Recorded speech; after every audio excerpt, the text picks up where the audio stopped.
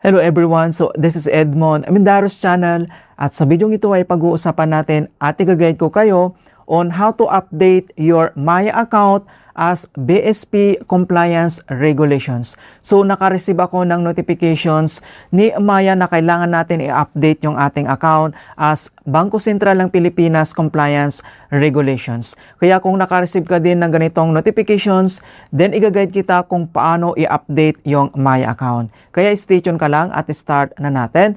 So ang next step ay kailangan mo lang mag-login or i-open mo lang dito ang yung Maya app.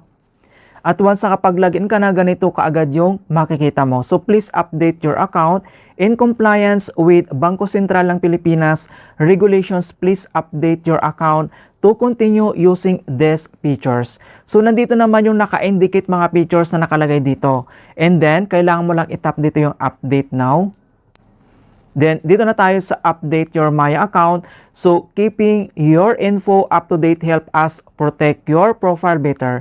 So, sa pag-update naman ay walang bayad yan. So, update now for free. So, may tatlong easy step lang yung kailangan natin gawin. So, number 1, magsabit lang tayo ng ID.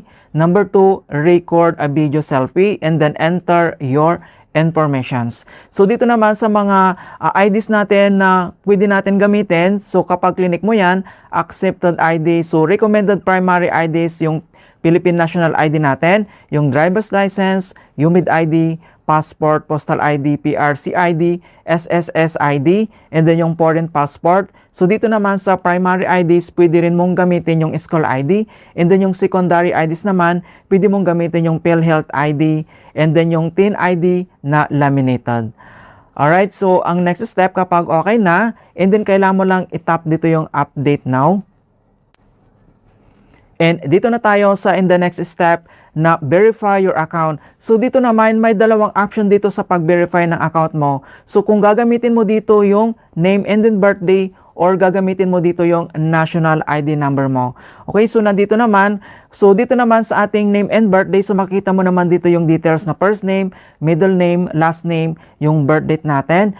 Kung kapag gagamitin mo naman yung national ID number mo, ay kailangan mo lang i-enter dito yung 16-digit number na makikita lang sa iyong card. Okay, so gagamitin lang natin dito yung ating name and birthday. Select mo lang dito sa circular icon mga kaibigan, nandito lang sa right corner. And then kailangan mo lang itap dito yung next. And dito na tayo sa next step na take a selfie. So help us check your identity and the next step by allowing access to your camera. And then kailangan mo lang itap dito yung next. So, selfie lang tayo. Verifying.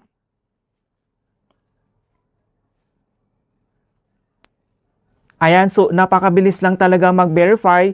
And another step, so add your work details. So, next step, dito lang sa nature of work. So, select nature of work. I-click mo lang yung arrow na yan. And then, select mo lang dito kung ikaw ay retiree, OFW. So, gaming, so e-commerce, online business, accountant, banking, ayan, securities, financials. Nandito lahat mga kaibigan kung ano yung nature of work mo. So, select ka lang dito. Alright, so government employees, government services. Okay, so nandito lahat students, real estate. Alright, so BPO companies. Ang dami mga kaibigan yung isi-select mo dito kung ano yung nature of work mo. And select lang tayo. At once nakapag-select ka na dito ng nature of work mo, and then i-click mo lang dito yung job title. And then, dito naman sa job title, so select mo lang dito kung staff, director, supervisor, mga kaibigan. Kapag nakaselect ka na ng job title mo, and then source of income, so select a source of income, i-click mo lang yung arrow na yan, and then select lang tayo. So mayroon naman ditong salary, business proceed, and then allowance, loan proceed, and then commissions, interest, online business, mga kaibigan. So other details nandito naman. Okay, so select lang tayo. And then next step, dito na tayo sa name of company. So i-click mo lang yung arrow na yan and then enter lang natin kung ano yung company, kung saan ka nagwo-work mga kaibigan. Okay, kapag nailagay mo na lahat yung nature of work mo, yung job title, yung source of income, and then yung name of company, and then dito naman sa baba, itap mo lang dito yung next. Okay, so next step, dito na tayo sa i-verify lang natin for smooth applications. Please make sure that the details are correct. So, check mo lang dito yung name of birth date mo and then personal details, yung work details mo, and then yung current address. Ayan, so permanent address, yung ID, and then type of ID, number mga kaibigan. So makita mo naman dito, so pwede mo naman i-edit dito yung permanent address mo. Kapag okay na lahat, and then kailangan mo lang i-tap dito yung submit. And wait lang natin. And then another step, so are you a US person? So some of Maya's features like savings will not be made available to citizens, residents, and green card holders of the United States. So kung ikaw ay taga-US mga kaibigan, so nandito naman yung option na pwede mong i-select, no, I'm not a US person, or yes, I'm a US person. So nandito naman yung option. So select lang natin dito yung no, I'm not a US person. Kung select mo lang, and wait lang natin. Okay, so dito na tayo sa last step. So we'll take it from here. So thanks for submitting your additional information. So account status under review po yan. And then pwede mo naman i-click dito yung view details.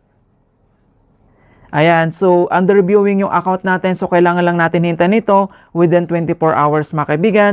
So your current balance, makita mo naman dito yung other details. And naka-receive ka agad tayo dito ng message or text message ni Maya. So napakabilis lang talaga, wala pang 24 hours.